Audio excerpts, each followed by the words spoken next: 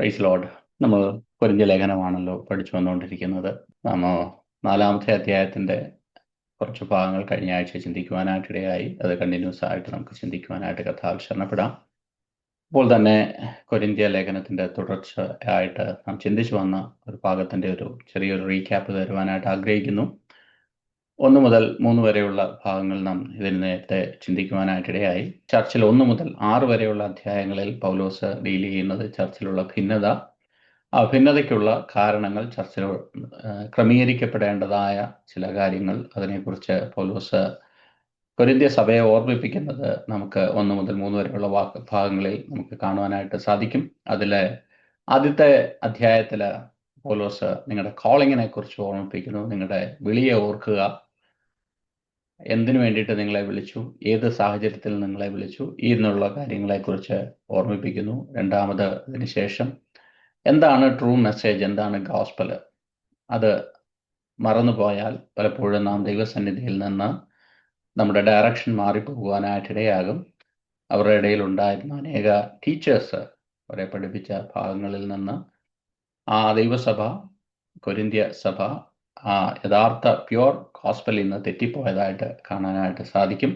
അപ്പം അവരെ അതിനകത്തോട്ട് എസ്റ്റാബ്ലിഷ് ചെയ്യുന്നതായിട്ട്, റീ എസ്റ്റാബ്ലിഷ് ചെയ്യുന്നതായിട്ട് നാം തുടർന്ന് കാണാനായിട്ട് കഴിയും. അതിനുശേഷം 3-ാമത്തെ അധ്യായത്തിൽ നാം കണ്ട ദൈവസഭയുടെ, എന്താണ് ദൈവസഭ, ദൈവസഭയുടെ 3 പിക്ചേഴ്സ് പൗലോസ് അവിടെ വരച്ച് കാണിക്കുന്നു.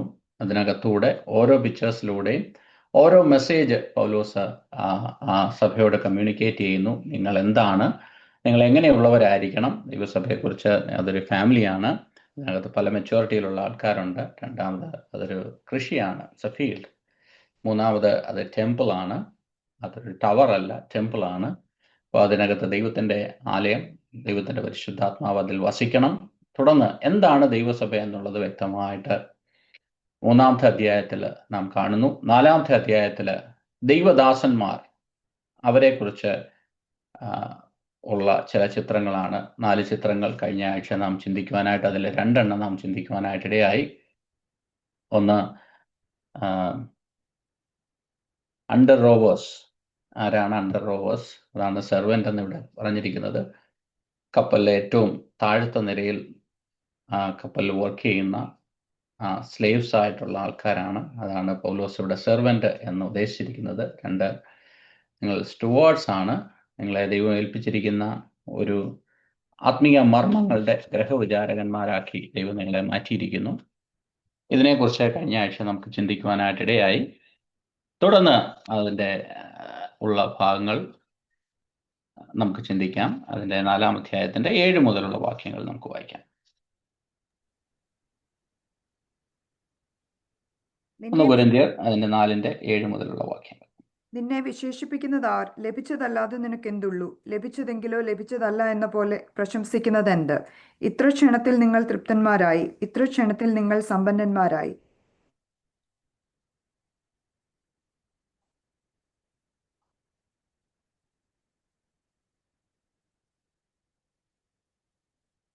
അതിൻ്റെ 9-ാമത്തെ വാക്യം കൂടെ വായിക്കാം. തന്നെ കൂത്തുകാഴ്ചയായി തീർന്നിരിക്കാൽ ദൈവം അപ്പോസ്തലന്മാരായ ഞങ്ങളെ ഒടുക്കത്തവരായി മരണവിധിയിൽ ഉൾപ്പെട്ടവരെ പോലെ നിർത്തി എന്ന് എനിക്ക് തോന്നുന്നു. അവിടെ ഉപയോഗിച്ചിരിക്കുന്ന 1-2 പദങ്ങൾ, ഒന്ന് കൂത്തുകാഴ്ച എന്നുള്ള ഒരു പദമാണ്. രണ്ടാമത് അവിടെ ഉപയോഗിച്ചിരിക്കുന്ന ദൈവം അപ്പോസ്തലന്മാരായ ഞങ്ങളെ ഒടുക്കത്തവരായി മരണവിധിയിൽ ഉൾപ്പെട്ടവരായി നിർത്തിയിരിക്കുന്നു. ഈ 2 കാര്യങ്ങളാണ് പൗലോസ് 9-ാമത്തെ വാക്യത്തിൽ പറഞ്ഞിരിക്കുന്നത്. ഒന്ന്, കൂത്തുകാഴ്ച. എന്താണ് കൂത്തുകാഴ്ച എന്നുള്ളതിനെ കുറിച്ച് നമുക്കൊന്ന് ചിന്തിക്കാം. നമുക്ക് മനസ്സിലാക്കാൻ വേണ്ടിയിട്ട് ഞാനൊരു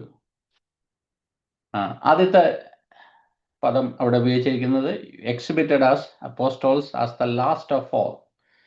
ഇതിൻ്റെ ഒരു പിക്ചർ എന്ന് പറഞ്ഞാൽ, ഈ യുദ്ധമൊക്കെ കഴിഞ്ഞതിന് ശേഷം റോമൻ പട്ടാളക്കാർ ആ യുദ്ധത്തിൽ സ്ലേവ്സ് ആയിട്ട് പിടിച്ചുകൊണ്ടുവരുന്ന, അവരെ ഈ രാജ്യത്ത് കൊണ്ടുവന്ന് കൊന്നുകളയാനായിട്ട് കൊണ്ടുവരുന്ന ആ സ്ലേവ്സിനെ ഈ അവരുടെ ആ മാർച്ചിൽ ഏറ്റവും ലാസ്റ്റായിട്ടാണ് അവരെ വെക്കുന്നത്. The prisoners paraded at the end of Roman triumph.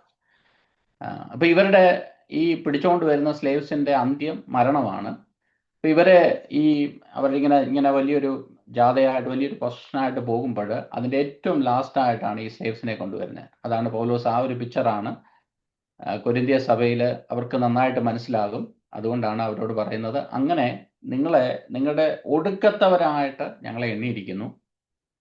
അതോടൊപ്പം തന്നെ പൗലോസ് പറയുന്ന അവിടെ ഉപയോഗിച്ചിരിക്കുന്ന മറ്റൊരു പദമാണ് സ്പെക്ടാക്കിൾ അല്ലെങ്കിൽ കൂത്തുകാഴ്ച. എന്താണ് ഈ കൂത്തുകാഴ്ച എന്ന് പറയുമ്പോൾ മലയാളത്തിൽ നമുക്ക് പെട്ടെന്ന് മനസ്സിലാകത്തില്ല. അതിൻ്റെ ഈ ഗ്രീക്ക് പദത്തിൻ്റെ തിയേട്രോൺ എന്നുള്ള ഒരു പദമാണ് ഉപയോഗിച്ചിരിക്കുന്നത്. ആംപി തിയേറ്റർ എന്ന് നമുക്ക് നമ്മൾ ഈ ഇറ്റലിയിലെ അവിടെയൊക്കെ പോകുമ്പോൾ മെയിനായിട്ട് അവിടുത്തെ ഒരു പിക്ചേഴ്സ് നമ്മൾ കാണുമ്പോൾ ഈ ആംപി തിയേറ്റേഴ്സ് കാണാറുണ്ട്. എന്താണ് ആംപി തിയേറ്റേഴ്സ് എന്ന് ജസ്റ്റ് ഒരു ക്ലാരിറ്റിക്ക് വേണ്ടിയിട്ട് ഞാനൊരു പിക്ചർ ആഡ് ചെയ്തിട്ടുണ്ട്.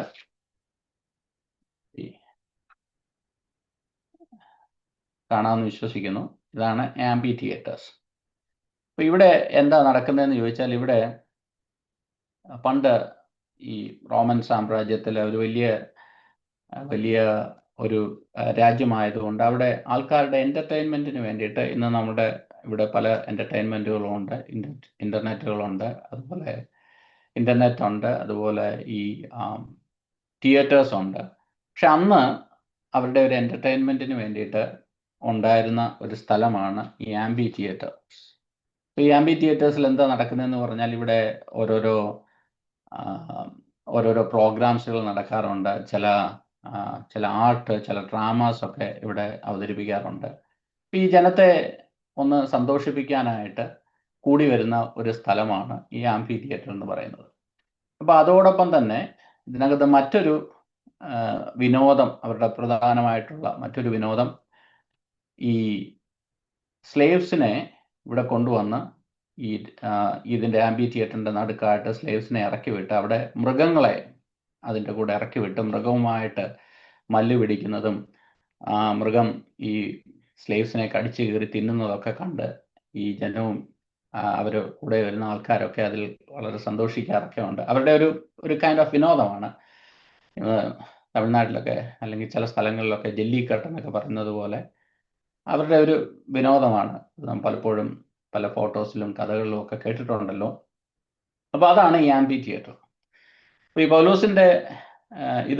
പൗലോസിന്റെ ലേഖനത്തിൽ പലയിടങ്ങളിൽ പൗലോസ് റെഫർ ചെയ്തിട്ടുണ്ട്. ഒന്ന് അപ്പോസ്തല പ്രവൃത്തികൾ അതിൻ്റെ 19-ാം അധ്യായത്തിൻ്റെ 29-31 വാക്യങ്ങളിൽ എഫെസോസിൽ വെച്ച് അവരെ ഈ ആംപി തിയേറ്ററിൽ കൊണ്ടുവന്നു എന്ന് എഴുതിയിട്ടുണ്ട്. അതൊന്ന് വായിക്കാം. അപ്പോസ്തല പ്രവൃത്തികൾ 19-ാം അധ്യായത്തിൻ്റെ 29-31 വാക്യം. പട്ടണം മുഴുവനും കലഹം കൊണ്ട് നിറഞ്ഞു. അവർ പൗലോസിന്റെ കൂട്ടുയാത്രക്കാരായ ഗായോസ്, അരിസ്തർഹോസ് എന്ന മക്കദോന്യക്കാരെ പിടിച്ചുകൊണ്ട് രംഗസ്ഥലത്തേക്ക് ഒരുമനപ്പെട്ട് പാഞ്ഞു ചെന്നു. അപ്പൊ ഇത് രംഗസ്ഥലം എന്നുള്ളതാണ് ഇതിന്റെ മലയാളം പദം. രംഗസ്ഥലം, ഇതാണ് രംഗസ്ഥലം. ഇവിടെയാണ് അവരെ വിളിച്ചുകൊണ്ട് വന്നത്. അപ്പൊ ഇവിടെയാണ് ജനം എല്ലാം കൂടിയിരിക്കുന്നത്. ഇതിന്റെ മെയിൻ പർപ്പസ് എന്ന് പറഞ്ഞാൽ ഒരു എന്റർടൈൻമെന്റ് എന്നുള്ള ഒരു പർപ്പസിലാണ് ഈ സ്ഥലം ഉണ്ടാക്കിയിരിക്കുന്നത്. ഓക്കെ, അതിന്റെ 31-ാമത്തെ വാക്യോട് വായിക്കാം. ആസ്യാധിപന്മാരിൽ ചിലർ അവന്റെ സ്നേഹിതന്മാരാകിയാൽ രംഗസ്ഥലത്ത് ചെന്നു പോകരുത് എന്ന് അവരും അവന്റെ അടുക്കൽ ആളയച്ച് അപേക്ഷിച്ചു. Praise Lord. ഇവിടെ ഞാൻ നേരത്തെ പറഞ്ഞതുപോലെ ഇച്ചിരി മൃഗീയമായ കാര്യങ്ങളും മൃഗീയമായ വിനോദങ്ങളും ആ കാലത്ത് നടന്നു വന്നിരുന്നു. പ്രത്യേകിച്ചും സ്ലേവ്സ് അല്ലെങ്കിൽ ഇങ്ങനെയുള്ള തടവുകാരെ ഇവിടെ കൊണ്ടുവന്ന് ഈ മൃഗത്തിന് ഇട്ടുകൊടുത്ത് ആ മൃഗവുമായിട്ട് മലപിടിക്കുകയും അവരുടെ ജീവൻ മരണ പോരാട്ടങ്ങളൊക്കെ കണ്ട് ഓടിയിരിക്കുന്ന ആൾക്കാരൊക്കെ സന്തോഷിക്കുന്ന ഒരു വിനോദം ആ കാലങ്ങളിൽ ഉണ്ടായിരുന്നു. അതാണ് രംഗസ്ഥലം. അപ്പോൾ പൗലോസിന്റെ ലൈഫിലും പൗലോസ് അതിനകത്തൂടെ കടന്നു പോയിട്ടുണ്ട് എന്ന് 1 കൊരിന്ത്യർ 15-ാം അധ്യായത്തിന്റെ 32-ാം വാക്യം എന്ന് വായിക്കുമ്പോൾ നമുക്ക് മനസ്സിലാക്കാം. പൗലോസിനെയും അങ്ങനെ മൃഗത്തിന് ഇട്ടുകൊടുത്തിട്ടുണ്ട് എന്നുള്ളത്. മൃഗയുദ്ധത്തെക്കുറിച്ച് ഒരു റെഫറൻസ് 1 കൊരിന്ത്യർ 15-ാം അധ്യായത്തിന്റെ 32-ാം വാക്യത്തിൽ നമുക്ക് കാണാം. ഞാൻ എഫെസോസിൽ വെച്ച് മൃഗയുദ്ധം ചെയ്തത് വെറും മാനുഷ്യമെന്ന് വരികിൽ എനിക്ക് എന്ത് പ്രയോജനം? അപ്പോൾ ഇത് പൗലോസ് ഇവിടെ പറഞ്ഞിരിക്കുന്ന ഒരു സ്റ്റേറ്റ്മെന്റ് റിസർഷനെ കുറിച്ചാണ് ആ അധ്യായത്തിൽ നാം കാണുന്നത്. റിസറക്ഷനോടനുബന്ധിച്ച് പൗലോസ് പറഞ്ഞിരിക്കുന്ന ഒരു കാര്യം, ഞാൻ എഫസോസിൽ വെച്ച് മൃഗയുദ്ധം ചെയ്തപ്പോൾ അത് മാനുഷികമെങ്കിൽ അതുകൊണ്ട് എന്തെനിക്ക് പ്രയോജനമെന്ന്. എൻ്റെ അർത്ഥം, ഈ മൃഗത്തിന് ഇട്ടുകൊടുക്കുന്ന, ഇപ്പൊ പൗലോസ് സുവിശേഷം പ്രസംഗിച്ചത് കൊണ്ടാണല്ലോ, അല്ലെ കട്ട കൊണ്ടോ ഒന്നും അല്ലല്ലോ ഇങ്ങനെ മൃഗയുദ്ധം ചെയ്യേണ്ടതായിട്ട് വന്നത്. അപ്പോൾ അങ്ങനെ മൃഗത്തിന് ഇട്ടുകൊടുക്കുന്ന ഒരു സ്റ്റേജില് പൗലോസ് പറയുകയാണ്, ഇത് മാനുഷികമായിട്ട് എനിക്ക് പേരിനോ അല്ലെങ്കിൽ എനിക്കൊരു സഭ ഉണ്ടാക്കാനോ അല്ലെങ്കിൽ എനിക്ക് ആളാവാനോ ആണെങ്കിൽ ഞാൻ ഈ മൃഗയുദ്ധം ചെയ്തത് കൊണ്ട് എനിക്ക് എന്ത് പ്രയോജനമാണ്? മൃഗയുദ്ധം ചെയ്യുന്ന 99% ആൾക്കാരും അതിനകത്തുനിന്ന് വെളിയിൽ വരാറില്ല. കാര്യം നമ്മൾ കാണുന്ന പട്ടിയോ പൂച്ചയോ ഒന്നും അല്ലല്ലോ ഈ മൃഗയുദ്ധത്തിന് അവർ ഇട്ടുകൊടുക്കുന്നത്. അവർ സിംഹത്തെയും അങ്ങനെ വലിയ സൈസുള്ള മനുഷ്യനെ കടിച്ചു കീറുന്ന തരത്തിലുള്ള മൃഗങ്ങളൊക്കെയാണ് ഈ മൃഗയുദ്ധത്തിന് മനുഷ്യരെ ഇട്ടുകൊടുക്കുന്നത്. അപ്പൊ പൗലോസ് പറയുന്ന ആ ഒരു സ്റ്റേജിൽ പോലും ഞാൻ കടക്കേണ്ടതായിട്ട് വന്നു. എന്നിട്ടും എനിക്ക് ഇത് എൻ്റെ ചിന്ത മുഴുവനും മാനുഷികമായിട്ട് എന്തെങ്കിലും നേടാൻ വേണ്ടിയിട്ടായിരുന്നെങ്കിൽ എനിക്കതുകൊണ്ടൊരു പ്രയോജനമില്ല. കാര്യം മരണം മുന്നിൽ കണ്ടപ്പോഴും ഞാൻ അതിനകത്തേക്ക് കാലെടുത്ത് വെച്ചതിൻ്റെ കാരണം ഈ മരണത്തിന് അപ്പുറത്ത് എനിക്കൊരു പ്രതിഫലം ഉള്ളത് കൊണ്ടാണ്. അതെൻ്റെ റിസറക്ഷൻ. ആ അധ്യായത്തിലേക്ക് നമുക്ക് വരുമ്പോൾ ആ ഭാഗങ്ങളൊക്കെ നമുക്ക് ചിന്തിക്കാം. പക്ഷെ ഒരു കാര്യം മനസ്സിലാക്കണം, അന്നത്തെ ഒരു വിനോദമായിരുന്നു. പൗലോസ് ഈ സാഹചര്യത്തിലൂടെ കടന്നു പോകേണ്ടതായിട്ട് വന്നിട്ടുണ്ട്. ആ ഒരു പശ്ചാത്തലത്തിൽ കൂടെയാണ് പൗലോസ് ഈ പദം ഇവിടെ ഉപയോഗിച്ചിരിക്കുന്നത്. അന്ന് ദൈവദാസന്മാരെ, അപ്പോസ്തലന്മാരെ ഒക്കെ ഈ ഇതിനകത്ത് ഈ കൂത്തുകാഴ്ചയാക്കുക അല്ലെങ്കിൽ ഈ രംഗസ്ഥലത്ത് കൊണ്ടുവന്ന് മൃഗത്തിന് എറിഞ്ഞു കൊടുക്കുന്ന ഒരു കാലഘട്ടമായിരുന്നു. അങ്ങനെയുള്ള സാഹചര്യത്തിലൂടെ തനിക്ക് കടന്നു പോകേണ്ടതായിട്ട് വന്നു. അപ്പോൾ പൗലോസ് ആ ഒരു പിക്ചറാണ് കൊരിന്ത്യ സഭയിൽ അവർക്ക് വരച്ചു കാണിക്കുന്നത്. നോക്കുക, ഞങ്ങളുടെ സിറ്റുവേഷൻ, ഞങ്ങളുടെ സാഹചര്യം ഇതാണ്, ഞങ്ങളുടെ ഗതികേട് ഇതാണ് എന്ന് പറയുമ്പോൾ നിങ്ങൾ ഒരു സൈഡിൽ ചീർത്ത് ഇരിക്കുന്നു, നിങ്ങൾ ഒരു സൈഡിൽ പഫ്റ്റപ്പായിട്ട് നിങ്ങളെല്ലാമായി എന്നുള്ള ചിന്തയിൽ നിങ്ങളായിരിക്കുന്നു. അപ്പോൾ ഞങ്ങളുടെ യഥാർത്ഥമായ നിങ്ങളെ സുവിശേഷത്തിലേക്ക് കൊണ്ടുവന്ന് അവിടെ ഒരു സഭ സ്ഥാപിച്ചു, നിങ്ങളെ വിശ്വാസത്തിൽ കൊണ്ടുവന്നു, നിങ്ങൾക്ക് വളരാനാവശ്യമായ സകലതും ചെയ്ത ഞങ്ങളുടെ അവസ്ഥ ഇതാണ്. ഹല്ലേലൂയ. അപ്പൊ അവിടെ കാണിക്കുന്ന രണ്ട് സുവിശേഷങ്ങളെ കുറിച്ചാണ്. നിങ്ങൾ ഇന്ന് കേൾക്കുന്നതും നിങ്ങൾ ഇന്ന് ഫോളോ ചെയ്യുന്ന ഒരു സുവിശേഷവും നിങ്ങൾ ഇന്ന് വിശ്വസിക്കുന്ന ഒരു സുവിശേഷവും ഞങ്ങൾ പ്രസംഗിച്ച സുവിശേഷവും രണ്ടാണ് എന്നുള്ള ഒരു പോയിന്റ് കൂടെ പൗലോസ് അവിടെ സ്ഥാപിക്കുകയാണ്. ഹല്ലേലൂയ. മടങ്ങി വരാം എന്ന് പൗലോസ് പറയുന്നു. അതുകൊണ്ടാണ് പൗലോസ് പറയുന്നത്, അതിൻ്റെ 9-ാമത്തെ വാക്യത്തിലേക്ക് നമുക്ക് മടങ്ങി വരാം. ഞങ്ങൾ ദൂതന്മാർക്കും മനുഷ്യർക്കും തന്നെ കൂത്തുകാഴ്ചയായി തീർന്നിരിക്കുന്നു. ഇപ്പം ഈ നേരത്തെ പറഞ്ഞതുപോലെ ഈ മൃഗയുദ്ധം ചെയ്യുമ്പോൾ കൂടെയുള്ള ആൾക്കാരൊക്കെ വളരെ വിഷമിച്ച് സങ്കടപ്പെട്ടൊന്നുമല്ല ഇരിക്കുന്നത്. അവരൊക്കെ ഇത് കണ്ട് രസിച്ചുകൊണ്ടിരിക്കുകയാണ്. പൗലോസ് നടുവിൽ ഒരു കൂത്തുകാഴ്ചയായി. ഇതുപോലെയാണ് ശുശ്രൂഷകന്മാരെ കുറിച്ചുള്ള ഒരു പിക്ചർ മറ്റുള്ളവരുടെ മുമ്പിൽ അവരേതാണ്ട് ഒരു കൂത്തുകാഴ്ചയാക്കിയാണ് അവരുടെ അവസ്ഥ എന്നുള്ളതാണ് പൗലോസ് അവിടെ വരച്ചു കാണിക്കുന്നത്. ഞങ്ങളെ ഒടുക്കത്തെവരായി മരണവിധിയിൽ ഉൾപ്പെട്ടവരായി നിർത്തിയിരിക്കുന്നുവെന്നും എനിക്ക് തോന്നുന്നു. അതിൻ്റെ 10-ാമത്തെ വാക്യം വായിച്ചു. ഞങ്ങൾ ക്രിസ്തു നിമിത്തം ഭോഷന്മാർ, നിങ്ങൾ ക്രിസ്തുവിൽ വിവേകികൾ. ഞങ്ങൾ ബലഹീനർ, നിങ്ങൾ ബലവാന്മാർ. നിങ്ങൾ മഹത്തുക്കൾ, ഞങ്ങൾ മാനഹീനർ അത്രേ. അപ്പൊ ഇവിടെ പൗലോസ് അവിടെ അവരെ കളിയാക്കിയാണ് ആ ഭാഗം പറഞ്ഞിരിക്കുന്നത്. നേരത്തെ ഒരു പടം അവരുടെ മുമ്പിൽ വരച്ചു കാണിച്ചു. അത് നമുക്ക് ഇച്ചിരി മനസ്സിലാക്കാൻ ബുദ്ധിമുട്ടുണ്ടെങ്കിലും ആ പശ്ചാത്തലത്തിലുള്ള പ്രിയപ്പെട്ടവർക്ക് അത് നന്നായിട്ട് മനസ്സിലാക്കും പൗലോസ് എന്താണ് ഈ കൂത്തുകാഴ്ച എന്ന് ഉദ്ദേശിച്ചിരിക്കുന്നത്. എന്നിട്ട് പൗലോസ് പറയുകയാണ്, ഈ ഒരു തമാശ രൂപേണ പറയുകയാണ്, ഞങ്ങളുടെ അവസ്ഥ ഇതായിരിക്കുമ്പോൾ എന്ന് പറഞ്ഞാൽ നിങ്ങളെ വിശ്വാസത്തിലേക്ക് നയിച്ച നിങ്ങളുടെ ലീഡറായിരിക്കുന്ന ഞങ്ങളുടെ അവസ്ഥ ഇതായിരിക്കുമ്പോൾ നിങ്ങൾ എന്തിലാണ് ചീർത്തിരിക്കുന്നത്? നിങ്ങൾക്ക് വേണ്ടിയിട്ട് we are fool for Christ sake, ഞങ്ങൾ ഭോഷന്മാരായിട്ട് തീർന്നു. ഇപ്പം പൗലോസ് ഭോഷനായിരുന്നോ? പൗലോസിന് ജ്ഞാനക്കുറവുണ്ടായിരുന്നോ എന്നുള്ളതൊക്കെ നമുക്കറിയാവുന്ന കാര്യമാണ്. ഈ ഗലാത്യ ലേഖനം അതിൻ്റെ 1-ാം അധ്യായത്തിൻ്റെ 14-ാം വാക്യത്തിൽ പുള്ളിയെക്കുറിച്ച് പൗലോസിന്റെ കാര്യം പറയുന്നു. ഒന്ന് ഗലാത്യ ലേഖനം 1-ാം അധ്യായത്തിന്റെ 14-ാം വാക്യം ഒന്ന് പെട്ടെന്ന് വായിച്ചു പോകാം.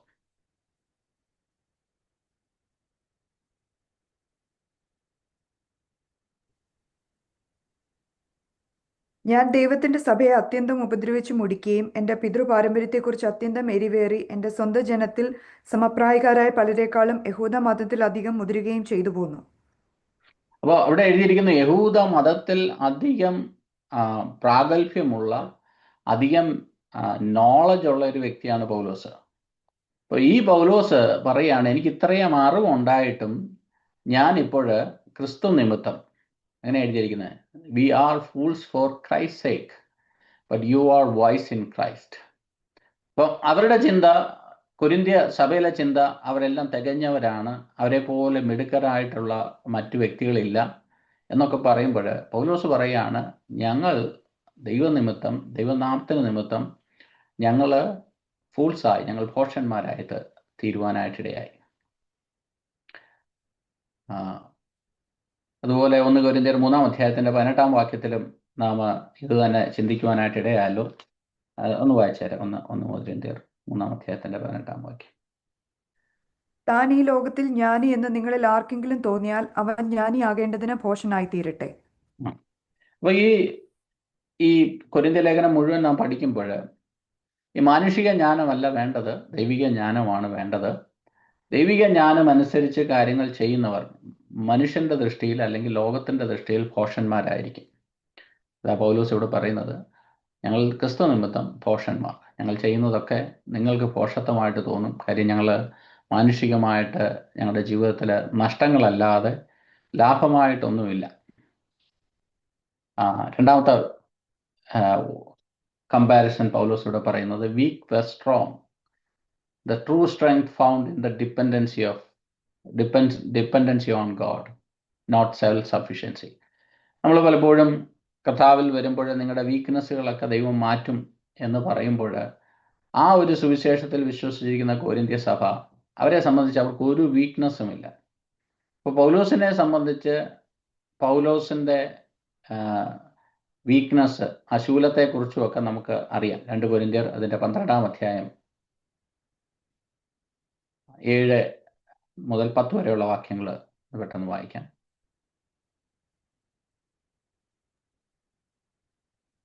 വെളിപ്പാടുകളുടെ ആധിക്യത്താൽ ഞാൻ അതിയായി നിഗളിച്ചു പോകാതിരിപ്പാൻ എനിക്ക് ജഡത്തിൽ ഒരു ശൂലം തന്നിരിക്കുന്നു. ഞാൻ നിഗളിച്ചു പോകാതിരിക്കേണ്ടതിന് എന്നെ കുത്തുവാൻ സാത്താന്റെ ദൂതനെ തന്നെ. അതെന്നെ വിട്ടു നീങ്ങേണ്ടതിന് ഞാൻ 3 വട്ടം കർത്താവിനോട് അപേക്ഷിച്ചു. അവൻ എന്നോട്, എൻ്റെ കൃപ നിനക്ക് മതി, എൻ്റെ ശക്തി ബലഹീനതയിൽ തികഞ്ഞു വരുന്നു എന്ന് പറഞ്ഞു. ആകയാൽ ക്രിസ്തുവിൻ്റെ ശക്തി എൻ്റെ മേൽ ആവസിക്കേണ്ടതിന് ഞാൻ അതിസന്തോഷത്തോടെ എൻ്റെ ബലഹീനതകളിൽ പ്രശംസിക്കും. അതുകൊണ്ട് ഞാൻ ക്രിസ്തുവിന് വേണ്ടി ബലഹീനത, കയ്യേറ്റം, ബുദ്ധിമുട്ട്, ഉപദ്രവം, ഞെരുക്കം എന്നിവ സഹിപ്പാൻ ഇഷ്ടപ്പെടുന്നു.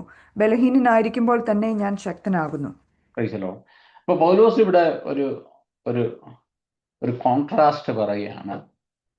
ക്രിസ്തുവിൽ ശക്തനായിരിക്കുക, അകത്ത മനുഷ്യൻ സ്ട്രോങ് ആയിരിക്കുക. വെളിയിലത്തെ മനുഷ്യൻ വീക്ക് ആയിരിക്കുമ്പോഴും അകത്ത മനുഷ്യൻ സ്ട്രോങ് ആയിരിക്കുന്ന ഒരു പിക്ചർ കൊരിന്ത്യ സഭയ്ക്ക് കൊടുക്കുകയാണ്. കൊരിന്ത്യ സഭയിൽ പറ്റിയൊരു അബദ്ധം, അല്ലെങ്കിൽ അവർക്ക് പറ്റിയൊരു മണ്ടത്തരം, അവര് റഷ്യയിലേക്ക് വന്നു. ഇത് നമുക്ക് റിലേറ്റ് ചെയ്യാൻ പറ്റുന്ന ഒരു കാര്യമാണ്. അവർ റഷ്യയിലേക്ക് വന്നപ്പോൾ അവരുടെ സാഹചര്യങ്ങൾ മോശമായിരുന്നു. അവരങ്ങനെയുള്ള ഒരു ബാക്ക്ഗ്രൗണ്ടിൽ അവർ രക്ഷയിലേക്ക് വന്നു. ദൈവം അവരെ അനുഗ്രഹിച്ചു, അല്ലെങ്കിൽ അവർക്ക് ജ്ഞാനമുണ്ടായി, അവർക്ക് വലിയ സഭയുണ്ടായി, വലിയ ജ്ഞാനികളായ ടീച്ചേഴ്സ് അവരെ വന്ന് പഠിപ്പിക്കുവാനായിട്ട് തുടങ്ങി.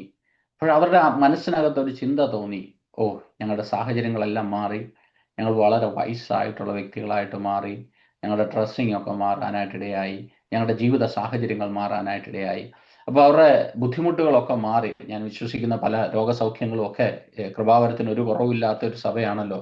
അപ്പോൾ പല വിടുതലുകളും ഇതിൻ്റെ നടുവിൽ നടന്നിട്ടുണ്ടായിരിക്കാം. ഈ വിടുതലുകളെല്ലാം കണ്ട് അനുഭവിച്ച് അതിൻ്റെ നന്മകളൊക്കെ അനുഭവിച്ച് ഇവരുടെ അകത്ത് ഭയങ്കര ഒരു പ്രൈഡ് ഉണ്ടായിട്ട് അവർ ചിന്തിക്കുകയാണ്, ഞങ്ങൾ സ്ട്രോങ് ആണ്, ഞങ്ങൾ ഒന്നിനും കുറവില്ലാത്തവരാണ്. അപ്പോൾ അവരോട് നോക്കിയാണ് പൗലോസ് പറയുന്നത്, നിങ്ങളൊരു കാര്യം മനസ്സിലാക്കണം, നിങ്ങളുടെ നിങ്ങളുടെ സ്ട്രെങ്ത് അത് ഈ ലോകപ്രകാരം ഈ കാണുന്നതിലൊന്നുമല്ല. നിങ്ങൾ എത്രത്തോളം ദൈവത്തെ ഡിപ്പെൻഡ് ചെയ്യുന്നോ അതിലാണ് ദൈവത്തിൻ്റെ സഫിഷ്യൻസി. നിങ്ങളുടെ നോട്ട് സെൽഫ് സഫിഷ്യൻസി, ദൈവത്തിലുള്ള സഫിഷ്യൻസിയാണ് നിങ്ങളുടെ സ്ട്രെങ്ത്.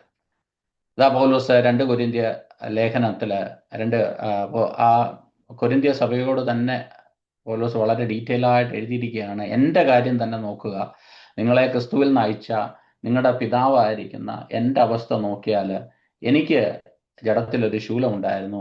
വെളിപ്പാടുകളുടെ ആധിക്യം നിമിത്തം ഞാൻ അഹങ്കരിച്ചു പോകാതിരിക്കാൻ വേണ്ടിയിട്ട് ആ ശൂലം എന്നിൽ നിന്ന് ദൈവം മാറ്റിയില്ല. പക്ഷേ ദൈവം എന്നോട് പറഞ്ഞ ഒരു കാര്യം, എൻ്റെ കൃപ നിനക്ക് മതി. അപ്പം ഞാൻ എന്താ ചെയ്യുന്നത്?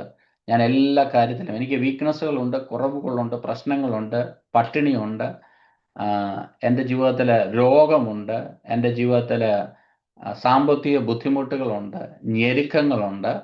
ഇതെല്ലാം ഉള്ളപ്പോഴും എനിക്ക് വീടില്ല. എല്ലാം പുള്ളി ഒരു വലിയ ലിസ്റ്റ് നിരത്തിയിട്ട് പറയുകയാണ്. പക്ഷെ ഇതിൻ്റെ നടുവിൽ ഞാൻ സ്ട്രോങ് ആണ്. പക്ഷെ നിങ്ങൾ എന്ത് വിചാരിക്കുന്നു? നിങ്ങൾ വിചാരിക്കുന്നു നിങ്ങൾക്ക് ഇതെല്ലാം ഉണ്ടായത് കൊണ്ട് നിങ്ങൾ ആ സ്ട്രോങ് ആണെന്ന് നിങ്ങൾ വിശ്വസിക്കുന്നത്.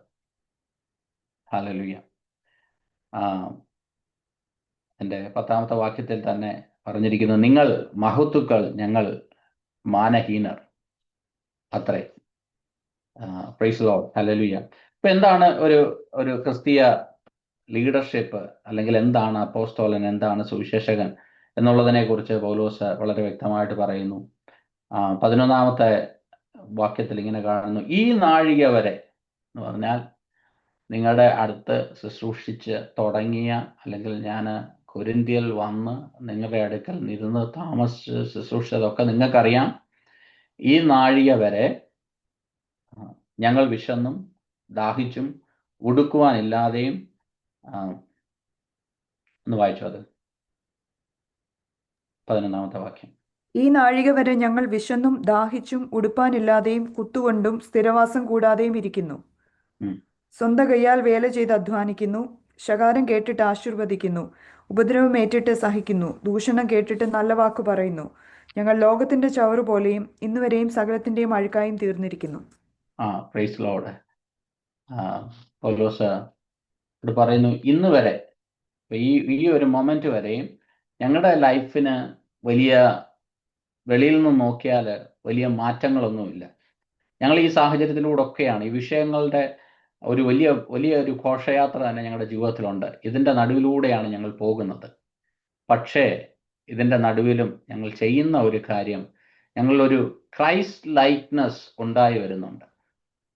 നിങ്ങൾ മാനുഷികമായ കാര്യങ്ങളെ നോക്കി വിലയിരുത്തുമ്പോൾ ഞങ്ങളുടെ ജീവിതത്തിൽ ഉണ്ടായ ട്രാൻസ്ഫോർമേഷൻ ഒരു ക്രൈസ്റ്റ് ലൈക്നെസ് ആണ്. പൗലോസ് വളരെ വ്യക്തമായിട്ട് പറയുന്നു, ഞങ്ങൾ വേല ചെയ്ത് അന്ന് we labour working with our own hand. അപ്പം ഞങ്ങളുടെ കൈകൊണ്ട് വേല ചെയ്ത് അധ്വാനിച്ച് ഞങ്ങൾ നിങ്ങളുടെ ഇടയിൽ സുവിശേഷം പറയുന്നു. ഈ കാര്യം പൗലോസ് പറഞ്ഞതിൻ്റെ കാര്യം അവരുടെ തുടർന്ന് നാം ചിന്തിക്കുമ്പോൾ, കൊരിന്ത്യ ലേഖനം നാം പഠിക്കുമ്പോൾ, ഇതൊക്കെ പൗലോസിൻ്റെ ഒരു വീക്ക്നെസ് ആയിട്ട്, പൗലോസിൻ്റെ ഒരു കുറവായിട്ട് മറ്റുള്ളവർ കാണാറുണ്ട്. കാര്യം, നിങ്ങൾ ഫുൾ ടൈം ശുശ്രൂഷകനല്ല, നിങ്ങൾ സ്വന്തം കൈകൊണ്ട് അധ്വാനിക്കുന്നു, നിങ്ങൾ ടെൻറ്റ് മേക്കിങ്ങിന് വേണ്ടിയിട്ട് പോകുന്നു, നിങ്ങൾ ഫുൾ ടൈം മിനിസ്ട്രിയിൽ സ്പെൻഡ് ചെയ്യുന്നില്ല, അതുപോലെ നിങ്ങൾ യേശുവിനെ കണ്ടിട്ടില്ല. അപ്പോൾ പൗലോസിനെ പല തരത്തിൽ ഈ ജനം പൗലോസിനെ വിലയിരുത്തി, പൗലോസിൻ്റെ ഓരോ കാര്യങ്ങളായിട്ട് മറ്റ് അപ്പോസ്തലന്മാരെക്കാൾ കുറഞ്ഞവനാണ് എന്നുള്ള രീതിയിലൊക്കെ പലതരത്തിൽ പലര് പൗലോസിനെ പറയുകയും ട്രീറ്റ് ചെയ്യുകയൊക്കെ ചെയ്തതിൻ്റെ എല്ലാം ഒരു റെസ്പോൺസായിട്ടും പൗലോസോട് എഴുതിയിരിക്കുക. ഇങ്ങനെയൊക്കെ ഞങ്ങൾ ആയിരിക്കുന്നത് എന്തിനു വേണ്ടിയിട്ടാണെന്നുള്ള കാര്യം പൗലോസ് പറയുന്നത്. നിങ്ങളുടെ മുമ്പിൽ ഞങ്ങൾ വരച്ചു കാണിക്കുന്ന ഒരു പിക്ചർ, എന്താണ് ശുശ്രൂഷകൻ എന്നുള്ളത്. Praise Lord. ഇന്നത്തെ ഞാൻ ഈ കാര്യങ്ങളൊക്കെ പറഞ്ഞ് ഒരുപാട് കാര്യങ്ങൾ പറയുമ്പോൾ ഒരു കാര്യം, നമ്മുടെ ലൈഫിൽ പ്രാക്ടിക്കൽ സൈഡിൽ കൊണ്ടുവരാൻ പറ്റുന്ന ഒരു പിക്ചർ എന്നാൽ പൗലോസ് കൊരിന്ത്യ സഭയ്ക്ക് വരച്ച് കാണിച്ചൊരു പിക്ചർ. അപ്പോൾ ഈ ശുശ്രൂഷകന്മാർ എന്തായിരിക്കണം, എങ്ങനെ ആയിരിക്കണം എന്നുള്ളത് വളരെ പ്രധാനപ്പെട്ട ഒരു കാര്യം തന്നെയാണ്. നമ്മൾ എന്ത് പിക്ചറാണ് സമൂഹത്തിന് കൊടുക്കേണ്ടതെന്നുള്ളത്. കാര്യം, നമ്മുടെ ഇന്ന് പലതും നമ്മൾ ഈ അനുഗ്രഹവും സാക്ഷ്യവുമായിട്ടൊക്കെ പറയുന്ന പല കാര്യങ്ങളും it's giving A different pictures. നമ്മൾ മറ്റുള്ളവരുടെ മുമ്പിൽ പറയുന്ന വേറൊരു സുവിശേഷവും വേറൊരു പിക്ചറുമാണ് നമ്മൾ പലപ്പോഴും മറ്റുള്ളവരുടെ മുമ്പിൽ വരച്ച് കാണിക്കുന്നത്. അത് ക്രിസ്തുവിൻ്റെ സുവിശേഷത്തോട് ചേർന്ന് പോകത്തില്ല, ക്രൂശിൻ്റെ വചനത്തോട് ചേർന്ന് പോകത്തില്ല. എന്നാൽ പൗലോസ് വരച്ച് കാണിക്കുന്ന ഈ പിക്ചർ ഇത് നന്നായിട്ട് ക്രൂശിനോട് ചേർന്ന് പോകുന്ന ഒരു പിക്ചറാണ് പൗലോസിവിടെ വരച്ച് കാണിക്കുന്നത്. ഞാൻ പറയുന്നത് നിങ്ങൾക്ക് എത്രത്തോളം മനസ്സിലാകുന്നുണ്ടോ എന്ന് എനിക്ക് അറിയത്തില്ല. എങ്കിലും ഞാൻ പറഞ്ഞത് ഇത്രയേ ഉള്ളൂ. നാം പലപ്പോഴും പല വലിയ അനുഗ്രഹങ്ങളും നമ്മുടെ ഫസ്റ്റ് ക്ലാസ് ആയ കാര്യവും യാത്ര ചെയ്ത് പണ്ട് എക്കണോമിക് ക്ലാസ്സിലായിരുന്നു, ഇപ്പം ഫസ്റ്റ് ക്ലാസ് ആയ കാര്യവും വലിയ അച്ചീവ്മെൻറ്റ്സിൻ്റെ കാര്യമൊക്കെ പറയുമ്പോൾ ഇത് തന്നെയായിരുന്നു കൊരിന്ത്യ സഭയിലെയും പ്രശ്നം. അവർ പലതിലും അങ്ങ് ബോസ്റ്റ് ചെയ്യാനായിട്ട് തുടങ്ങി. അവർക്കുണ്ടായ നന്മകളിലും അവർക്കുണ്ടായ എന്താ പറഞ്ഞേ വളർച്ചയിലുമൊക്കെ അവരങ്ങ് ബോസ്റ്റ് ചെയ്യാനായിട്ട് തുടങ്ങി.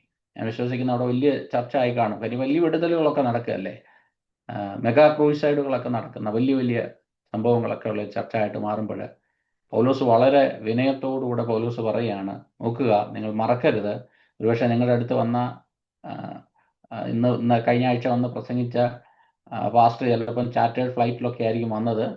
പക്ഷെ ഇപ്പോഴും എൻ്റെ പുതപ്പിന് വേണ്ടിയിട്ടുള്ള പ്രശ്നം ഇതുവരെ മാറിയിട്ടില്ല എന്നുള്ളത് പൗലോസ് പറയുകയാണ്. നിങ്ങളെ വിശ്വാസത്തിലേക്ക് നയിച്ച ഞാൻ ഇപ്പോഴും എൻ്റെ തണുപ്പ് മാറ്റാൻ വേണ്ടിയിട്ട് എൻ്റെ പുതപ്പിൻ്റെ വിഷയം ഇതുവരെ സോൾവ് ആയിട്ടില്ല. അപ്പോൾ നിങ്ങൾ ഒരിക്കലും ചിന്തിക്കരുത് അതാണ് ആത്മീയതം എന്ന്. ഞാൻ ഒരിക്കലും ചിന്തിക്കരുത്. ഞാൻ ആരെയും കുറ്റം പറയുകയല്ല, അത് തെറ്റാണെന്നോ ഇത് ശരിയാണെന്നോ ഒന്നുമല്ല പറയുന്നത്. പക്ഷേ പൗലോസ് ഇവിടെ ഉദ്ദേശിക്കുന്ന ഒരു കാര്യം, വരച്ചു കാണിക്കുന്ന ഒരു കാര്യം, എന്തിനു വേണ്ടിയിട്ടാണ് ഇതെല്ലാം പൗലോസ് പറയുന്നതെന്ന് ചോദിച്ചാൽ ഇതെല്ലാം ആദ്യത്തെ ഒരു വിഷയത്തിനോട് ചേർന്ന് നിൽക്കുന്നു. കാര്യം ജനത്തിൻ്റെ ഇടയിൽ ഒരു ഭിന്നതയുണ്ടായി. ജനത്തിൻ്റെ ഇടയിലുള്ള ഭിന്നത ഉണ്ടായത് ലീഡർഷിപ്പ് സ്റ്റൈലും ഒക്കെ വെച്ചിട്ട് ഓരോ വ്യക്തികളോട് ആൾക്കാർ അറ്റാച്ച് ചെയ്യാനായിട്ട് തുടങ്ങി. അപ്പം ഇന്ന് ആൾക്കാരുടെ ഇടയിൽ ഒരു കൺഫ്യൂഷൻ ഉണ്ടായി, ഏതാണ് നല്ലത്. ഇന്നും ഉണ്ടല്ലോ ഒരു കൺഫ്യൂഷൻ.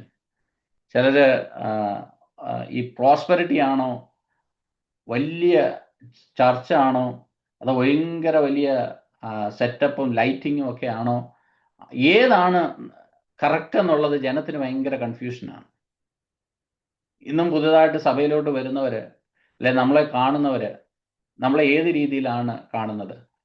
ഒരു വിടുതലിന് വേണ്ടിയിട്ടാണോ ദൈവസഭയിലേക്ക് വ്യക്തികൾ കടന്നു വരുന്നത്, അതോ ആ ക്രൂശിൻ്റെ വചനവും യേശുവിനെയും കണ്ടിട്ടാണോ എന്നുള്ളത് നമ്മൾ ചിന്തിക്കേണ്ട ഒരു കാര്യമാണ്.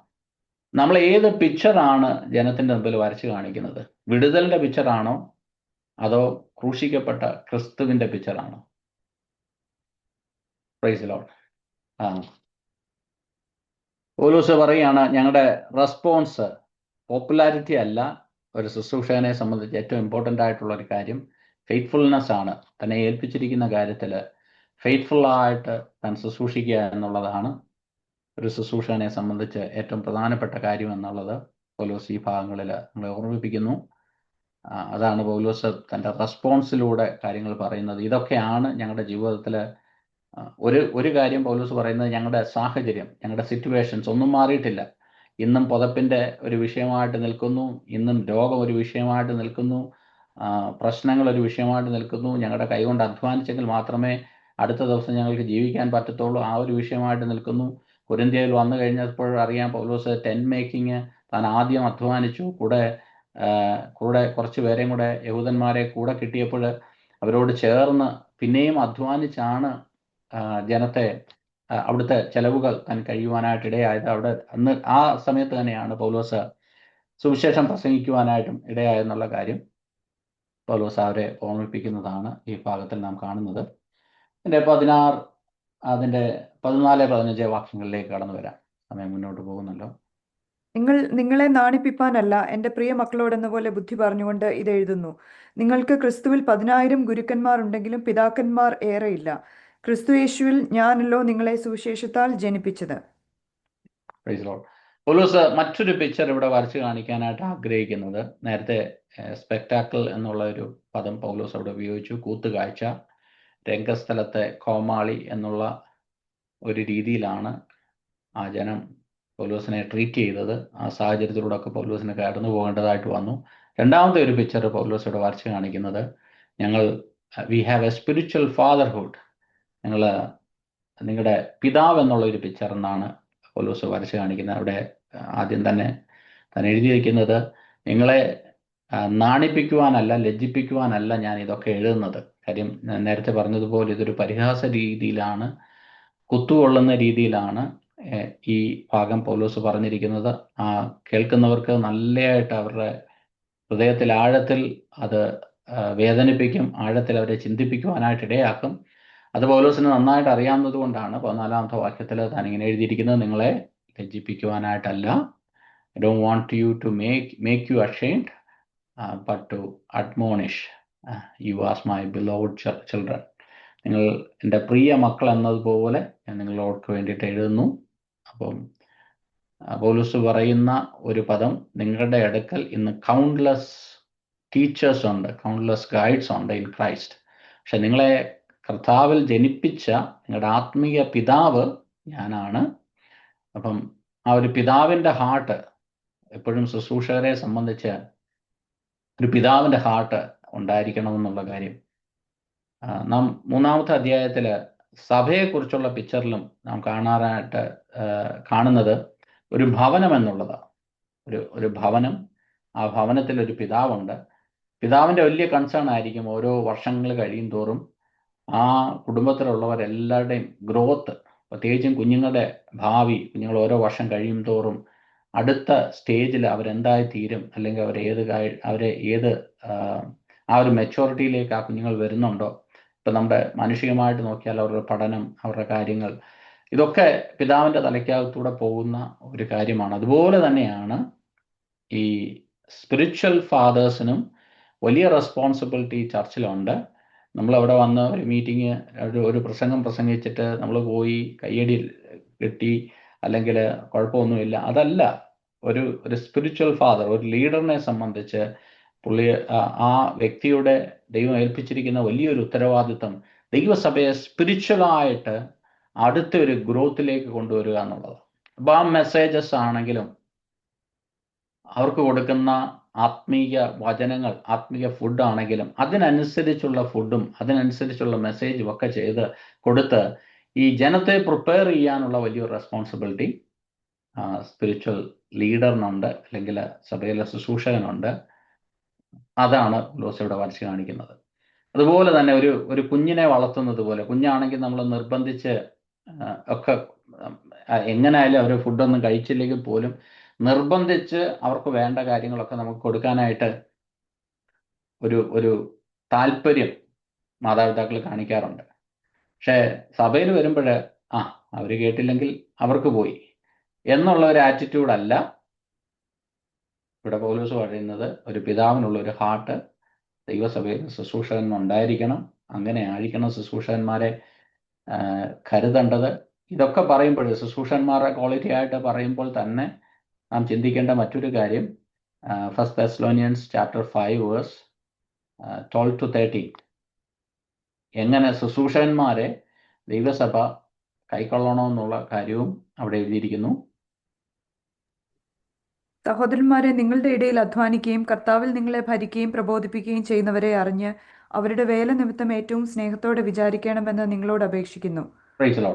ഈ ഒരു കാര്യം അവിടെ ചിന്തിക്കേണ്ട, അവരുടെ വേല നിമിത്തം അവരോട് സ്നേഹത്തോടെ അവരെ വിചാരിക്കണം. അപ്പം ശുശ്രൂഷകന്മാരെ സംബന്ധിച്ചും ഇതൊക്കെയാണ് പൗലോസ് വരച്ച് കാണിച്ചിരിക്കുന്ന ചിത്രം. അതുകൊണ്ട് അവരെ അങ്ങനെയാണ് കൺസിഡർ ചെയ്യേണ്ടതെന്നുള്ളതല്ല. ഈ ദൈവസഭയിൽ എല്ലാവരും സഹോദരന്മാരാണ്. ആർക്കും ഓരോരുത്തർക്ക് ഡിഫറെൻ്റ് ഓഫീസസും ഡിഫറെൻ്റ് എക്സ്പെക്ടേഷനും ഓരോരുത്തരെ കുറിച്ചുണ്ടെങ്കിലും ഇവിടെ എല്ലാവരും ഈക്വലായിട്ടുള്ള വ്യക്തികളാണ്. പൗലോസ് ഇവിടെ ആത്മീയ പിതാവ് എന്ന് പറയുമ്പോഴും അതിനെക്കുറിച്ച് നമുക്കൊന്ന് ചെറുതായിട്ടൊന്ന് തൊടണം. പക്ഷെ ഇവിടെ പറയുന്ന എല്ലാവരും ഒരുപോലെയാണ്. എന്നാൽ ശുശ്രൂഷകന്മാരെ സംബന്ധിച്ച് അവർക്ക് ഒരുപാട് റെസ്പോൺസിബിലിറ്റി ഉണ്ട്. അവരുടെ അവസ്ഥകൾ അല്ലെങ്കിൽ അവരെ കുറിച്ചുള്ള എക്സ്പെക്റ്റേഷൻ ഇതൊക്കെയാണ്. അവരെ അധികാരത്തോടുകൂടെ ഭരിക്കുവാൻ വേണ്ടിയിട്ടല്ല അവരെ ദൈവം ആക്കിയിരിക്കുന്നത്. അവരെ ഏൽപ്പിച്ചിരിക്കുന്ന റെസ്പോൺസിബിലിറ്റീസ്, അവരെ കുറിച്ചുള്ള പിക്ചർ, ഇതൊക്കെയാണ് നാം ഈ ഭാഗത്തിൽ ചിന്തിക്കുവാനായിട്ടിടയായത്. പക്ഷെ അതേ സമയത്ത് തന്നെ പൗലോസ് ഇവിടെ പറയുകയാണ്, ശുശ്രൂഷകന്മാരെ സംബന്ധിച്ച് വലിയൊരു റെസ്പോൺസിബിലിറ്റി ഉണ്ട്, ദൈവസഭയെ മോൾഡ് ചെയ്ത് കൊണ്ടുവരിക എന്നുള്ളത്. ഈ സ്പിരിച്വൽ ഫാദർ അതും ഇന്ന് വളരെ ചിന്തിക്കേണ്ട ഒരു കാര്യമാണല്ലോ. ഇന്ന് പലരും അത് ആ ഒരു പദം മിസ്യൂസ് ചെയ്യാനായിട്ട് പലപ്പോഴും പലയിടത്തും കണ്ടിട്ടുണ്ട്. മത്തായിയുടെ സുവിശേഷം 28-ാം അധ്യായത്തിന്റെ 8 മുതൽ 12 വരെയുള്ള വാക്യങ്ങളിൽ യേശു ഇതിനെക്കുറിച്ച് പറയുന്നുണ്ട്. നിങ്ങൾ ആരെയും ഫാദർ എന്ന് വിളിക്കരുത്. ഒന്ന് വായിച്ചു, മത്തായിയുടെ സുവിശേഷം 28-ാം അധ്യായത്തിന്റെ 8 മുതൽ 12 വരെയുള്ള വാക്യങ്ങൾ. അങ്ങനെ അവർ വേഗത്തിൽ ഭയത്തോടും മഹാസന്തോഷത്തോടും കൂടെ കല്ലറ വിട്ട് അവന്റെ ശിഷ്യന്മാരോട് അറിയിപ്പാൻ ഓടിപ്പോയി. എന്നാൽ യേശു അവരെ എതിരേറ്റു, നിങ്ങൾക്ക് വന്ദനമെന്ന് പറഞ്ഞു. അവർ അടുത്ത് ചെന്ന് അവന്റെ കാൽ പിടിച്ച് അവനെ നമസ്കരിച്ചു. യേശു അവരോട്, ഭയപ്പെടേണ്ട, നിങ്ങൾ പോയി എൻ്റെ സഹോദരന്മാരോട് ഗലീലയ്ക്ക് പോകുവാൻ പറവീൻ, അവിടെ അവർ എന്നെ കാണുമെന്ന് പറഞ്ഞു. ഞാൻ റെഫറൻസ് തെറ്റിപ്പോയി. അവിടെ പറയാൻ ഉദ്ദേശിച്ച യേശു തന്നെ പറയുന്നുണ്ട്, ആരെയും പിതാവെന്ന്, ഈ ലോകത്തിലുള്ള ഈ ഭൂമിയിലുള്ള ആരെയും പിതാവെന്ന് വിളിക്കരുത്. പക്ഷേ പൗലോസ് ഇവിടെ തൻ്റെ ഈ അധ്യായങ്ങളിൽ അല്ലെങ്കിൽ തൻ്റെ ഈ എപ്പിസ്റ്റൽസിൽ ഒരേ ഒരിടത്ത് മാത്രമേ ഈ ഒരു പദം പറഞ്ഞിട്ടുള്ളൂ, ആത്മീയ സ്പിരിച്വൽ ഫാദർ എന്നുള്ള ഒരു പദം പറഞ്ഞിട്ടുള്ളൂ. അതിൻ്റെ കാരണം കൊരിന്ത്യ സഭയിലെ വലിയൊരു കൺഫ്യൂഷൻ അല്ലെങ്കിൽ കൊരിന്ത്യ സഭയിലുള്ള വലിയൊരു പ്രോബ്ലം ആയിരുന്നു.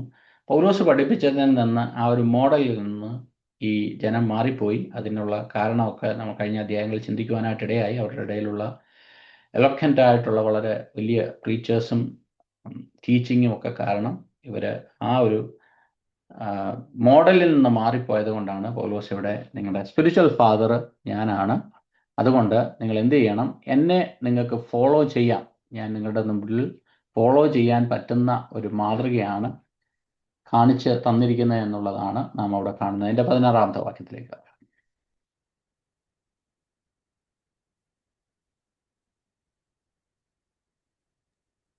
ആകയാൽ എൻ്റെ അനുകാരികളാകുവിൻ എന്ന് ഞാൻ നിങ്ങളെ പ്രബോധിപ്പിക്കുന്നു. Praise God. ഇവിടെ ഒരു വളരെ ബോൾഡായിട്ടുള്ള ഒരു സ്റ്റേറ്റ്മെന്റ് ആണ് പൗലോസ് ഇവിടെ പറയുന്നത്, എൻ്റെ അനുകാരികളാകുവിൻ. അത് 1 കൊരിന്ത്യർ 11-ാം അധ്യായത്തിന്റെ 1-ാം വാക്യത്തിലും പൗലോസ് ഇവിടെ ഉപയോഗിച്ചിരിക്കുന്ന ഒരു പദം ഇമിറ്റേറ്റേഴ്സ്. ഞാൻ ക്രിസ്തുവിന്റെ അനുകാരിയായിരിക്കുന്നത് പോലെ നിങ്ങളും എൻ്റെ അനുകാരികളാകുവിൻ.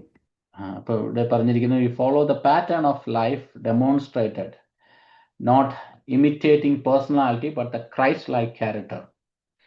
പൗലോസിന്റെ ഈ ക്രൈസ്റ്റ് ലൈക്ക് ക്യാരക്ടറിനെയാണ് പൗലോസ് അവിടെ ഇമിറ്റേറ്റ് ചെയ്യാനായിട്ട് പറഞ്ഞിരിക്കുന്നത്. പൗലോസിന്റെ പേഴ്സണാലിറ്റി അല്ല അവിടെ പറഞ്ഞിരിക്കുന്ന. Christ like character, like humility, servanthood, suffering for the gospel. ഈ 3 കാര്യങ്ങളെക്കുറിച്ചാണ് പൗലോസ് ഇവിടെ പറഞ്ഞിരിക്കുന്നത്. ഈ പല അധ്യായങ്ങളിലും 1 കൊരിന്ത്യർ 4-ാം അധ്യായത്തിന്റെ 6-ാം വാക്യത്തിൽ പറഞ്ഞിരിക്കുന്നു. ഫിലിപ്പിയ ലേഖനം അതിന്റെ 3-17 പല റെഫറൻസുകളിലും പൗലോസ് ഈ പറഞ്ഞിരിക്കുന്നു, എന്നെ ഇമിറ്റേറ്റ് ചെയ്യുക. കാര്യം എന്താണെന്ന് ചോദിച്ചാൽ പൗലോസ് വളരെ കോൺഫിഡൻ്റ് ആയിരുന്നു, ഞാൻ ദൈവത്തെ ഇമിറ്റേറ്റ് ചെയ്യുന്നു. ഇതെന്തിനാണ് ഇങ്ങനെ പറഞ്ഞിരിക്കുന്നതെന്ന് ചോദിച്ചാൽ ഇതിൻ്റെ ഒരു കോൺടെസ്റ്റ് വെച്ചാൽ പല പ്രീച്ചേഴ്സ് അവർ ഭയങ്കര വലിയ പ്രീച്ചിങ് ഒക്കെ നടത്തും, പക്ഷെ അവരുടെ ലൈഫ് ഇമിറ്റേറ്റ് ചെയ്യാൻ കൊള്ളാവുന്ന ഒരു കാര്യമല്ല. അപ്പോൾ അതാ പൗലോസ് ഇവിടെ പറഞ്ഞിരിക്കുന്നത്, നിങ്ങൾക്ക് എൻ്റെ ലീഡർഷിപ്പ് സ്റ്റൈലും ഞാൻ നിങ്ങളുടെ ഇടയിൽ ഇരുന്ന ആ രീതിയും ഒക്കെ നിങ്ങൾക്ക് ഫോളോ ചെയ്യാനായിട്ട് പറ്റും. കാര്യം എൻ്റെ ലൈഫിൽ ഞാൻ ആ ഒരു ക്രൈസ്റ്റ് ലൈക്ക്നെസ് കൊണ്ടുവരുന്നു. അറ്റ് ദ സെയിം ടൈം നിങ്ങളുടെ ഇടയിലുള്ള അനേക പ്രീച്ചേഴ്സ്, അവരെ എങ്ങനെ നോക്കാം എന്ന് ചോദിച്ചാൽ അവരുടെ പ്രീച്ചിങ് ഒക്കെ കൊള്ളായിരിക്കും, അവർക്ക് നന്നായിട്ട് കാര്യങ്ങളൊക്കെ പ്രസൻറ്റ് ചെയ്യാനുള്ള കഴിവുണ്ടായിരിക്കാം, അവർക്ക് നല്ല വാക്ചാതുര്യം ഉണ്ടായിരിക്കാം. പക്ഷേ നിങ്ങൾ അവരുടെ ലൈഫ് ആരെങ്കിലും ക്രൈസ്റ്റ് ലൈക്ക്നെസ് ഞങ്ങളുടെ ജീവിതത്തിൽ നിന്ന് ഫോളോ ചെയ്യാനായിട്ട് പറയാനുള്ള ധൈര്യം അവർക്കുണ്ടോ എന്നുള്ളതാണ് മറ്റൊരു ആശയം ഇതിൻ്റെ പുറകിലുള്ളത്. അതുപോലെ തന്നെ പൗലോസ് പറയുന്നത്, എന്നെ മാത്രമല്ല എൻ്റെ ശിഷ്യന്മാരെ കൂടെ നിങ്ങൾക്ക് ഫോളോ ചെയ്യാം. കാര്യം അവരും എന്നെ ഫോളോ ചെയ്യുന്നതുകൂടെ അവരും കർത്താവിനെ ഫോളോ ചെയ്യുന്നു. നേരത്തെ ഞാൻ പറഞ്ഞതുപോലെ അവരുടെ പേഴ്സണാലിറ്റി അല്ല ഫോളോ ചെയ്യാനായിട്ട് പറയുന്നത്, അവരുടെ സ്റ്റൈലല്ല. ഇന്ന് പലപ്പോഴും ഇമിറ്റേറ്റ് ചെയ്യുന്നതെല്ലാം സ്റ്റൈലാണ്. അവർ പ്രസംഗിക്കുന്ന സ്റ്റൈല്, അവരുടെ രീതികൾ, ഇതൊക്കെയാണ് പലപ്പോഴും ഇമിറ്റേറ്റ് ചെയ്യുന്നത്. എന്നാൽ പൗലോസ് ഇവിടെ പറയുന്നത് സ്റ്റൈലല്ല, പേഴ്സണാലിറ്റി അല്ല ഇമിറ്റേറ്റ് ചെയ്യേണ്ടത്, ക്രൈസ്റ്റ് ലൈക്ക്നെസ്. അതിൻ്റെ 17-ാം വാക്യത്തിലേക്ക് കടന്നു വരാം. ഇത് നിമിത്തം കർത്താവിന്റെ വിശ്വസ്തനും എന്റെ പ്രിയ മകനുമായ തിമഥിയോസിനെ നിങ്ങളുടെ അടുക്കൽ അയച്ചിരിക്കുന്നു. ഞാൻ എങ്ങും ഏതു സഭയിലും ഉപദേശിക്കുന്നത് പോലെ ക്രിസ്തുവിലുള്ള എന്റെ വഴികൾ അവൻ നിങ്ങളെ ഓർപ്പിക്കും. Praise Lord. ക്രിസ്തുവിലുള്ള പൗലോസിന്റെ ആ ഒരു കോൺഫിഡൻസ് നോക്കണം. പൗലോസ് പറയാണ്, എൻ്റെ ബിലവഡ്, എൻ്റെ ശിഷ്യനായ തീമോത്തിയെ ഞാൻ നിങ്ങളുടെ അടുക്കൽ അയക്കുന്നു. തീമോത്തിയുടെ കാര്യം കുറിച്ചിട്ട് my beloved and faithful child in the Lord. അപ്പം എൻ്റെ പ്രിയ വിശ്വസ്ത ശിഷ്യന്മാരിൽ, ശുശ്രൂഷന്മാരിൽ ഏറ്റവും കൂടുതൽ കാണേണ്ട ഒരു ക്യാരക്ടർ അല്ലെങ്കിൽ ഒരു ക്വാളിറ്റി വിശ്വസ്തതയാണ്. ഏറ്റവും കുറച്ച് കാണുന്ന ഒരു കാര്യം അത് തന്നെയാണ്. നമ്മൾക്ക് ഫെയ്ത്ത്ഫുൾനെസ്. ഒരു കാര്യത്തിൽ, ചെറിയ കാര്യത്തിലാണെങ്കിലും ആരെങ്കിലും കണ്ടാലും കണ്ടില്ലേലും ഏൽപ്പിക്കുന്ന കാര്യം ഫെയ്ത്ത്ഫുള്ളായിട്ട് ചെയ്യുന്ന പ്രിയപ്പെട്ടവർ, അങ്ങനെയുള്ളവരെ ദൈവം മാനിക്കും. കാര്യം മനുഷ്യർ കാണുന്നത് പോലെ അല്ലല്ലോ ദൈവം കാണുന്നത്. മനുഷ്യർ കാണാത്തതാണ് പലപ്പോഴും ദൈവം കാണുന്നത്. For my beloved and faithful child in the Lord, I remind you of my ways in Christ as I teach them everywhere in every church. അപ്പോൾ ഇവിടെയും പൗലോസ് പറയാണ്, എന്നിലുള്ള ക്യാരക്ടേഴ്സ് ഒക്കെ അവനിലുമുണ്ട്. കാര്യം ഞാൻ അവനെ ഡിസിപ്ലിൻ ചെയ്ത്, അവനെ മോൾഡ് ചെയ്ത് എൻ്റെ ശിഷ്യനാക്കിയ ഒരു വ്യക്തിയാണ്. ഇപ്പോൾ പൗലോസ് തീമോത്തിക്ക് എഴുതുന്ന ലേഖനങ്ങളൊക്കെ നാം വായിച്ചിട്ടുണ്ടായിരിക്കാം. ഇപ്പോൾ പൗലോസ് ഒരിക്കലും ആരെങ്കിലും എങ്ങനെയെങ്കിലും ഒക്കെ അങ്ങ് ഫോളോ ചെയ്യട്ടെന്നല്ല, വളരെ തൻ്റെ ആ സ്റ്റാൻഡേർഡ് ഓഫ് ലീവിങ് അല്ലെങ്കിൽ ഒരു ശുശ്രൂഷകന് വേണ്ട സ്റ്റാൻഡേർഡ്സ് വളരെ സ്പെസിഫിക് ആയിട്ട്, വളരെ പർട്ടിക്കുലറായിട്ട് പൗലോസ് തൻ്റെ ശിഷ്യന്മാരെ പഠിപ്പിക്കുകയും ആ കാര്യത്തിൽ പൗലോസിൻ്റെ കോൺഫിഡൻസ് മറ്റ് ചർച്ചസിനെയും മറ്റ് വ്യക്തികളെ ചെയ്യുന്നത് പൗലോസിൻ്റെ ലേഖനങ്ങളിൽ പലയിടങ്ങളിലും നമുക്ക് കാണുവാനായിട്ട് കഴിയും. എല്ലാവരെക്കുറിച്ചും പൗലോസ് അങ്ങനെ വൗച്ച് ചെയ്യുന്നില്ല. പൗലോസിന് വളരെ കോൺഫിഡൻസ് ഉള്ള ആൾക്കാരെക്കുറിച്ച് പൗലോസ് വളരെ സ്ട്രോങ് ആയിട്ട് ഈ ലേഖനങ്ങളിലൊക്കെ എഴുതിയിരിക്കുന്നത് നമുക്ക് കാണാൻ കഴിയും. As I teach everywhere, the consistency in doctrines and practice across all the churches. ഒരിടത്ത് ഒരു സ്വഭാവം, വേറൊരു സ്വഭാവം അല്ല പൗലോസ് കാണിക്കുന്നത്. താൻ പറഞ്ഞിരിക്കുന്നതും പ്രസംഗിക്കുന്നതും ഫോളോ ചെയ്യുന്ന ഒരു വ്യക്തിയാണെന്നുള്ളതും ഇതിൻ്റെ ഒരു ബെസ്റ്റ് എക്സാമ്പിളായിട്ട് നമുക്ക് കാണാം. ഇനി അതിൻ്റെ 18 വാക്യം വായിക്കാം. എങ്കിലും ഞാൻ നിങ്ങളുടെ അടുക്കൽ വരികയില്ല എന്ന് വെച്ച് ചിലർ ചീർത്തിരിക്കുന്നു. കർത്താവിന്റെ ഇഷ്ടമെങ്കിൽ ഞാൻ വേഗം നിങ്ങളുടെ അടുക്കൽ വന്ന് ചീർത്തിരിക്കുന്നവരുടെ വാക്കല്ല, ശക്തി തന്നെ കണ്ടറിയും. ദൈവരാജ്യം വചനത്തിലല്ല, ശക്തിയിലത്രേ ആകുന്നു. നിങ്ങൾക്ക് ഏതു വേണം? ഞാൻ വടിയോടുകൂടെയോ സ്നേഹത്തിലും സൗമ്യാത്മാവിലുമോ നിങ്ങളുടെ അടുക്കൽ വരേണ്ടത്? 21 വാക്യം നമുക്ക് അടുത്ത ആഴ്ച ചിന്തിക്കാം. എങ്കിലും ഈ ഒരു ഭാഗം കൂടെ പറഞ്ഞ് ഞാൻ ഇവിടെ നിർത്താം. ഇത്രയൊക്കെ എഴുതിയിട്ടും അവിടെ പറഞ്ഞിരിക്കുന്ന some are arrogant as though I were not coming to you. അവരുടെ ചിന്ത, പൗലോസ് വന്നു, പ്രസംഗിച്ചു, ചർച്ച സ്ഥാപിച്ചു, പൗലോസ് പോയി, ഇനിയിപ്പോൾ 1-2 കത്തുകളൊക്കെ അവിടെ ഇവിടെയൊക്കെ വരും, അത് കേൾക്കുമ്പോൾ ഇച്ചിരി കുത്തൊക്കെ കൊണ്ടാലും കുഴപ്പമില്ല, ഈ പുള്ളി ഇനിയിപ്പോൾ ഇങ്ങോട്ടൊന്നും വരാനൊന്നും പോകുന്നില്ല. അതുകൊണ്ട് ഇവർ അറഗൻ്റായിട്ട് അവരുടെ ആ നേച്ചറിൽ നിന്ന് മാറാൻ താല്പര്യമില്ലാതെ ഉള്ള ഒരു കൂട്ടം. ഇവിടെ പറയുന്നു, പൗലോസ് വളരെ സ്ട്രിക്റ്റ് ആയിട്ട് എന്താ ചെയ്യുന്നത് വെച്ച് കഴിഞ്ഞാൽ, ഈസ് ബ്രേക്കിംഗ് ദെയർ പ്രൈഡ്. അവരെ നശിപ്പിക്കുകയല്ല ചെയ്യുന്നത്, ഈസ് ബ്രേക്കിംഗ് ദെയർ പ്രൈഡ്. എങ്ങനെയെങ്കിലുമൊക്കെ ആയിക്കോട്ടെ. ഇന്ന് നമ്മൾ പലപ്പോഴും ചിന്തിക്കുന്നത്, നമുക്ക് ഈ അടിയും വഴക്കൊന്നും വേണ്ട, അവരായി അവരുടെ പാടായി, നമ്മളായി നമ്മുടെ പാടായി, അവരെങ്ങനെയെങ്കിലുമൊക്കെ ജീവിക്കട്ടെ, എങ്ങനെയെങ്കിലുമൊക്കെ ആയിക്കോട്ടെ. എന്നാൽ പൗലോസ് വളരെ ഇൻറ്റൻഷനൽ ആയിട്ട് അവരുടെ പ്രൈഡിനെ ബ്രേക്ക് ചെയ്തിട്ടാണ്, അവരെ നശിപ്പിക്കാൻ വേണ്ടിയിട്ടല്ല ഇത് എഴുതിയിരിക്കുന്നത്, പക്ഷേ ഈസ് ബ്രേക്കിംഗ് ദെയർ പ്രൈഡ്. കാര്യം ഒരു പിതാവ് എന്നുള്ള രീതിയിൽ നമ്മുടെ കുഞ്ഞുങ്ങൾ വളർന്നു വരുമ്പോൾ അവർക്ക് ക്രമീകരിക്കപ്പെടേണ്ട ചില വിഷയങ്ങളൊക്കെ ഉള്ളപ്പോൾ, എന്തിനാണ് വീട്ടിൽ ചുമ്മാ ഒരു വഴക്കുണ്ടാക്കുന്നത്, അല്ലെങ്കിൽ വീട്ടിലെ സമാധാന അന്തരീക്ഷം കളയുന്നത്, അവനങ്ങനെ അവൻ്റെ ഇഷ്ടത്തിന് പോകട്ടെ, അവളുടെ ഇഷ്ടത്തിന് പോകട്ടെ എന്ന് വിചാരിച്ച് നിൽക്കുന്ന ഒരു പിതാവ് ഒരു നല്ല പിതാവല്ല. കുഞ്ഞുങ്ങളെ നശിപ്പിക്കണമെന്നല്ല പറഞ്ഞിരിക്കുന്നത്, പക്ഷേ we need to break their pride. അവരുടെ അകത്ത് ഒരു ചിന്തകൾ വരുമ്പോൾ അതിനെ ബ്രേക്ക് ചെയ്യേണ്ട ഒരു റെസ്പോൺസിബിലിറ്റി പേരൻസിൻ്റെയാണ്, ശേഷാൽ പിതാവിൻ്റെയാണ്. അപ്പോൾ അതാണ് പൗലോസ് ഇവിടെ പറയുന്നത്. ആസ് എ ഫാദർ, ഇത് എൻ്റെ റെസ്പോൺസിബിലിറ്റിയാണ് ഇവരുടെ അകത്ത് ഉണ്ടാകുന്ന ഈ പ്രൈഡിനെ ബ്രേക്ക് ചെയ്യണം. ഇവരുടെ അറഗന്റ് ആയിട്ടുള്ള നേച്ചറിനെ ബ്രേക്ക് ചെയ്യണം. എന്നിട്ട് പൗലോസ് അവിടെ പറഞ്ഞിരിക്കുന്ന അവര് ഇതൊക്കെയാണ് വലിയ കാര്യങ്ങളൊക്കെ പറയുന്ന ആൾക്കാരാണ്.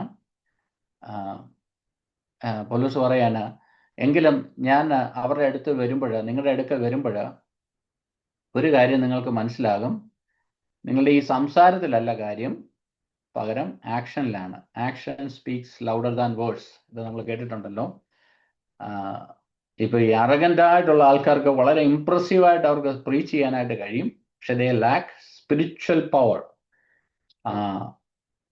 ദൈവിക ശക്തി അവർക്ക് നഷ്ടപ്പെടും. ഭയങ്കര ലോജിക്കലായിട്ടൊക്കെ ആയിരിക്കും ഇവർ സംസാരിക്കുന്നത്.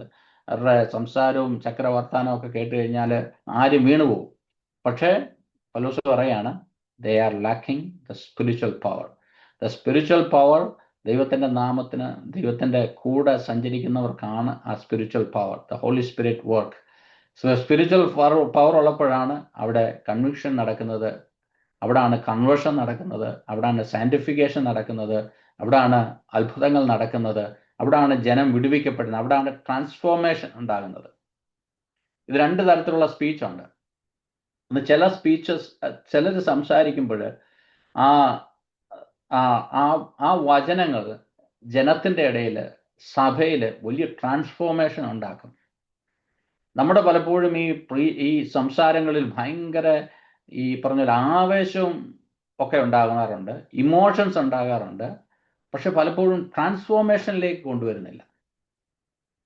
ഈ മാനുഷികമായ സ്പീച്ചസിനൊക്കെ ഇമോഷൻസ് കൊണ്ടുവരാനായിട്ട് പറ്റും, ജനത്തെ പിടിച്ചിരുത്താനായിട്ട് പറ്റും, പക്ഷെ ട്രാൻസ്ഫോർമേഷൻ കൊണ്ടുവരാൻ പറ്റത്തില്ല. ട്രാൻസ്ഫോർമേഷൻ സംഭവിക്കണമെങ്കിൽ ഹോളി സ്പിരിറ്റ് വർക്ക് ചെയ്യണം. ആ ഹോളി സ്പിരിറ്റിന്റെ വർക്ക് നടക്കണമെങ്കിൽ അവിടെ പവർ, ഹല്ലേലൂയ, പരിശുദ്ധാത്മാവിന്റെ ശക്തിയാൽ മാത്രമേ ജനം വിടുവിക്കപ്പെടത്തുള്ളൂ.